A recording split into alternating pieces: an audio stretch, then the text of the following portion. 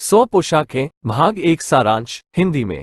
ये कहानी वांदा पेट्रोन्स्की नाम की एक लड़की और उसके सहपाठियों, खासकर पेगी और मैडेलिन के इर्द गिर्द घूमती है, जो हमेशा उसका मजाक उड़ाते थे।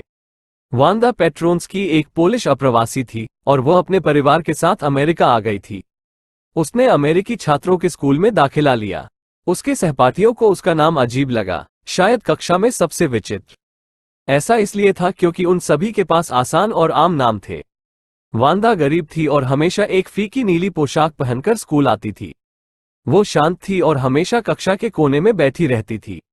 हालांकि उसने दावा किया कि उसके घर में 100 पोशाकें और 60 जूते हैं। दो सबसे अच्छी दोस्त, पेगी और मैडी, स्कूल में सबसे लोकप्रिय लड़की थी, जबकि कोई भी वांदा को मुश्किल से जानता था।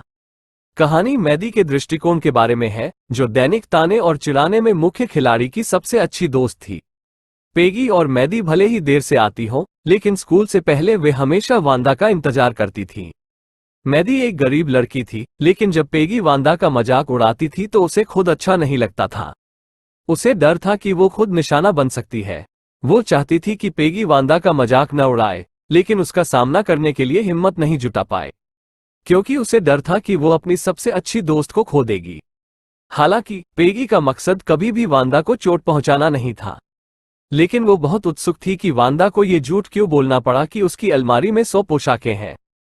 उसी 100 पोशाकों के बारे में सच्चाई ड्राइंग प्रतियोगिता के परिणाम के दिन सामने आए। कमरे में 100 से अधिक चित्र थे जो विभिन्न पोशाकों का प्रतिनिधित्व करते थे, प्रत्येक अत्यंत सुंदर। उस दिन उसके पास वास्तव में 100 पोशाकें थीं और सभी कक्षा में खड़ी थीं। उस समय पेगी और मैडी, जो अवाक रह गई थी, ने 100 पोशाकों के सिद्धांत को महसूस किया। उन्हें उसके साथ बुरा व्यवहार करने का दोषी लगा। कहानी का निष्कर्ष। ये कहानी इस बात के बारे में है कि अलग होने के कारण किसी के साथ दुर्व्यवहार नहीं करना चाहिए। ये कहानी सभी को सिखाती है कि हमें अपने साथी मनुष्यों के अनोखे मतभेदों का कभी भी मजाक नहीं उड़ाना चाहिए और उन्हें उसी तरह स्वीकार करने की कोशिश करनी चाहिए जैसे वे हैं।